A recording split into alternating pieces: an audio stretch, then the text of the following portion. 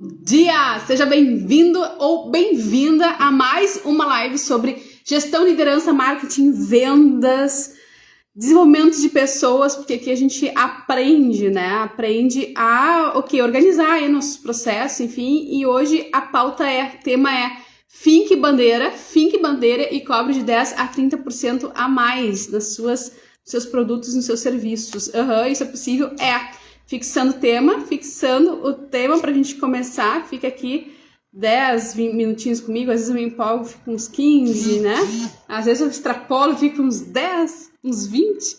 Mas vamos lá. Finque bandeira e cobre de 10 a 30% a mais. Por que eu trouxe esse tema? Porque a gente tá evoluindo aqui, né? Se você perdeu as lives anteriores, volta lá, acompanha, porque a gente tá falando de cultura organizacional, cultura de missão, visão, valores, propósito, ou seja, todas essas questões que envolvem o posicionamento de mercado, tá? Quando a gente pensa em posicionamento mercadológico, a gente está pensando em fazer gestão de marca. É fato que as empresas que fazem gestão de marcas através do seu brand faturam de 10 a 30% a mais, é o mínimo, porque isso você já arranca colocando aí, embutindo na sua valorização de produto e de serviço, tá? Então isso é o mínimo. Fora a questão da sua comunidade engajada ali, que compra os teus princípios, compra os teus valores e logo você aí não fica refém de algoritmos para todo mês ter que buscar clientes novos, tá? Então isso a gente já conversa todos os dias, enfim. Mas vem aqui comigo perceber por que é fincar uma bandeira, o que é uma bandeira, né? Vamos começar desse princípio, aumenta aí o seu faturamento já de imediato, aumentando aí você pode cobrando de 10 a 30% a mais. A bandeira é aquela defesa social, aquela proposta de valor que você apresenta para o mercado.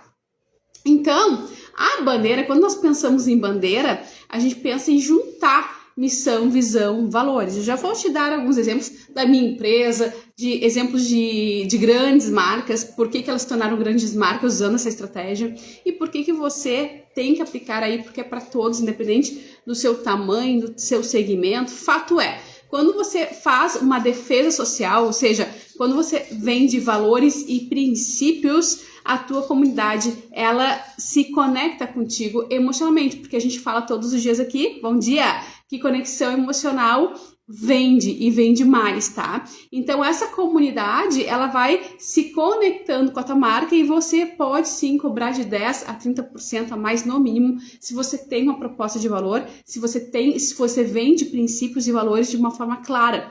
Isso é fincar bandeira, mas como que se faz na prática? Criando slogan, tá? Criando slogan, criando posicionamento e ações de negócio congruentes a esse slogan, a essa bandeira. Ações práticas de gestão, enfim, eu já vou te mostrar como é que faz isso.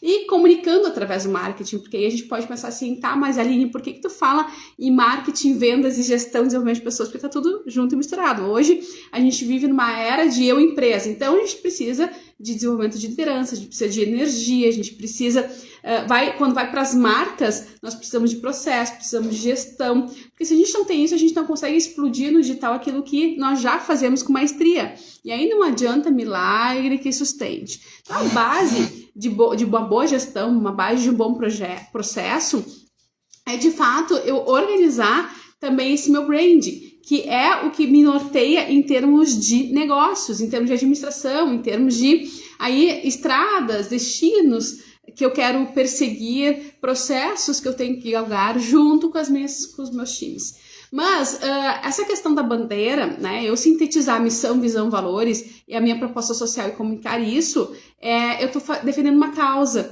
Então, eu posso resumir isso no slogan. Não é simplesmente eu vendo XYZ, a marca X, a melhor nisso. Isso pode ser uma visão, mas quando o meu slogan ele vai além disso e ele conecta algo de propósito social, você está fincando uma bandeira. Só que tem um requisito, tá? Tem um efeito colateral aí, uma contraindicação, que é o quê, tá? Não, uma vez que você finca a bandeira, você tem que defender essa bandeira, você tem que criar ritos, né, de defesa dessa bandeira. Por exemplo, as religiões, elas têm as bandeiras e têm seus ritos aí de missa, disso, de aquilo.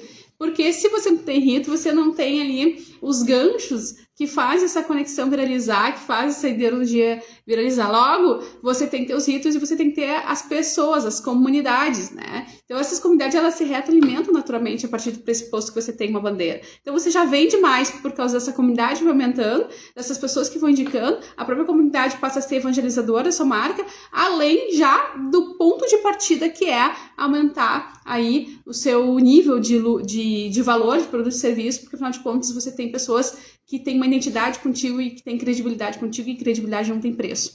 Então eu crio uma bandeira, eu crio um posicionamento firme, eu defendo uma proposta, eu já posso dizer para o mercado, olha, eu sou grande, eu não sou qualquer um, eu trabalho por princípios. E é isso que representa cada etiqueta que você paga mais caro numa roupa ou em qualquer produto, né? Qualquer experiência gourmet, eu tenho princípios, eu tenho valores, tá?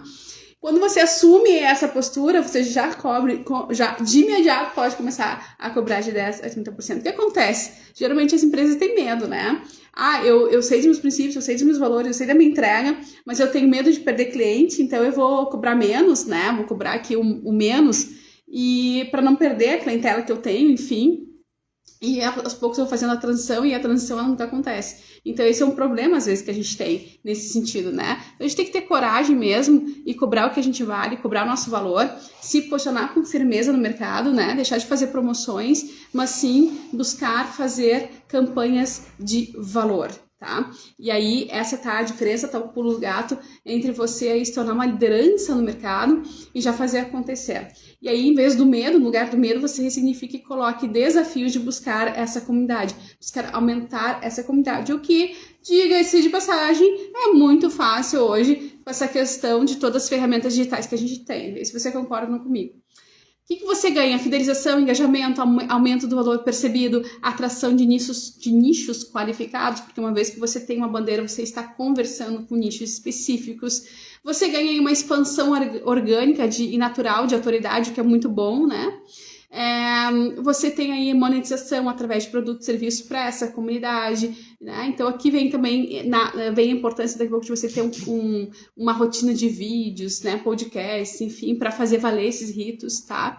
E a gente tem, vou citar 3 empresas, antes de citar como exemplo a minha empresa aqui, para a gente exemplificar na prática, que serve para qualquer segmento.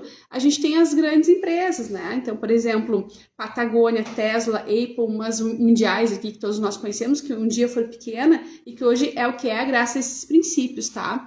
A Patagônia, ela é uma marca de roupas outdoor.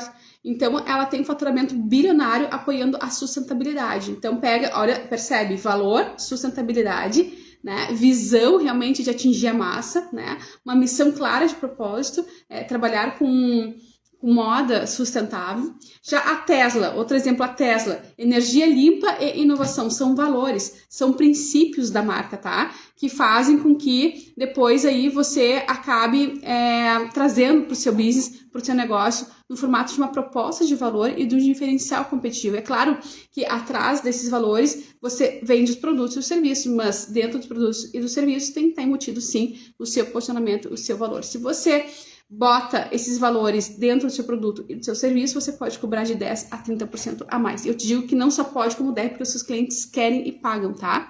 É o caso dessas 3 empresas que eu vou citar, Patagônia, Tesla e Apple. A Tesla, então, ela tem os valores da energia limpa e inovação, e ela criou o mercado de carros elétricos premium, tá? A Apple trabalha a questão da criatividade, da individualidade e tem produtos aí no mercado de alta margem de lucro por causa desse valor simbólico, né, de criatividade, de individualidade que traz os produtos. Então, no nosso caso aqui, a gente tem que adaptar, cada um tem os seus valores, seus princípios podendo ser adaptados. Por exemplo, uma empresa de consultoria pode trabalhar nos valores de educação, inovação, responsabilidade, o escritório de advocacia, comprometimento, transparência, e aí criar bandeiras e posicionamentos que fazem sentido nessa ideologia.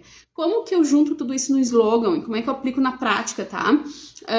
Nós já demos exemplos, quando a gente fala de cultura organizacional nas últimas transmissões, sobre isso na prática. Ontem a gente eu venho trabalhando nos últimos dias muito sobre como você tirar do papel essa cultura, esse DNA do que tem que ser trabalhado dentro do seu time de vendas e dentro do todos os seus clientes internos aí, como que você transparece isso para o mercado, para os clientes externos. Então, eu venho trabalhando, fincando muito de como fazer isso na prática, porque eu percebo que botar em ação esses princípios é que as empresas têm dificuldade, tá? Então, no caso, por exemplo, da Patagônia, ela criou campanha chamada Don't Buy These Jackets, não compre essa jaqueta, incentivando aí a redução do consumo excessivo de materiais, né, que não são aí sustentáveis, né, por assim dizer. Então, além disso, ela destina parte dos lucros para os projetos ambientais que ela publica ali dentro das suas redes, dentro dos seus canais. Além disso, ela usa, de fato, materiais recicláveis e práticas sustentáveis na produção, e ela divulga isso não só porque ela quer aparecer, mas porque ela quer incentivar esse mercado, ela quer ser liderança nesse incentivo. Então, uma vez que você adota uma bandeira, você tem um comprometimento aí de ser liderança naquela área que você está se comprometendo, vê se faz sentido. Traz impacto de receita? Sim, óbvio, o público da Patagônia é extremamente fiel e disposto a pagar mais caro por esses produtos que estão alinhados aí com esses valores e que resultam num faturamento bilionário para a empresa, tá? Não é pouco, é bilionário. A Tesla, ela tem esses valores de energia limpa, como eu falei, inovação, independência de combustíveis fósseis, enfim. Então, na prática, como é que ela faz, tá? Criou os carros elétricos, é só um exemplinho, tá? De alto desempenho para competir aí com os modelos de combustão, tá? E ela desenvolve as baterias de painéis solares para reduzir a dependência da energia poluente, tá?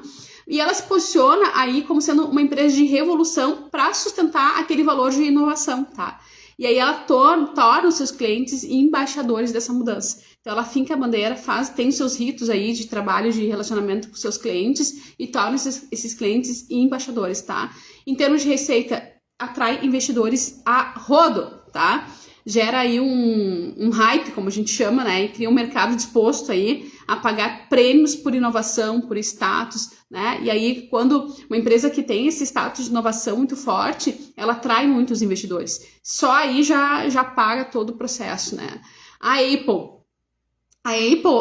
como ela trabalha com essa questão da criatividade, da exclusividade, que são os valores dela, ela lançou uma das campanhas muito famosas que sustentam esses valores, esses princípios, essa bandeira que ela carrega, chama Think Different. Pense diferente, associando aí a marca a grandes gênios como Einstein e Picasso, tá? Esses produtos com design aí minimalista e que trazem uma integridade total ao ecossistema da Apple, faz com que também ela fature muito mais, porque ela também tem ainda, além disso, estratégias de escassez de lançamento, tá? Escassez é um gatilho mental muito forte aí, e ela diz assim, meu valor é alto, né? Então, eu só tenho, assim, tantas unidades, né? E acabou, faça fila, faça chover, né? E ela cobra o valor que ela tem que cobrar, e aí ela cobra preços prêmios de verdade, que cria filas de lançamento. A gente cansa de ver esses cases por aí, né? Porque o seu público, ele acredita que ele não compra um celular, mas que compra uma experiência única. O público realmente acredita, né? Então, o que essas três empresas têm em comum? Elas defendem uma proposta de valor, elas defendem esses logos de que o produto,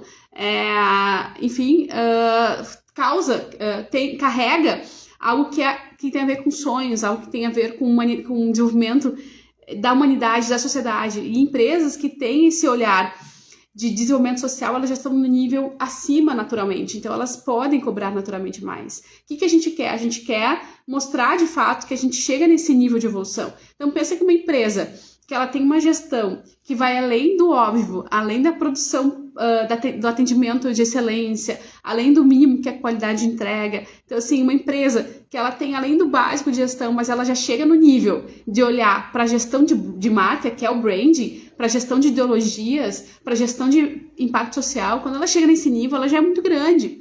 E aí ela pode, nas entrelinhas, dizer, olha, eu sou quem eu sou a empresa, né? E eu cobro aí o que eu quiser. E o que eu quiser é no mínimo de 10% a 30% a mais. E as pessoas valorizam.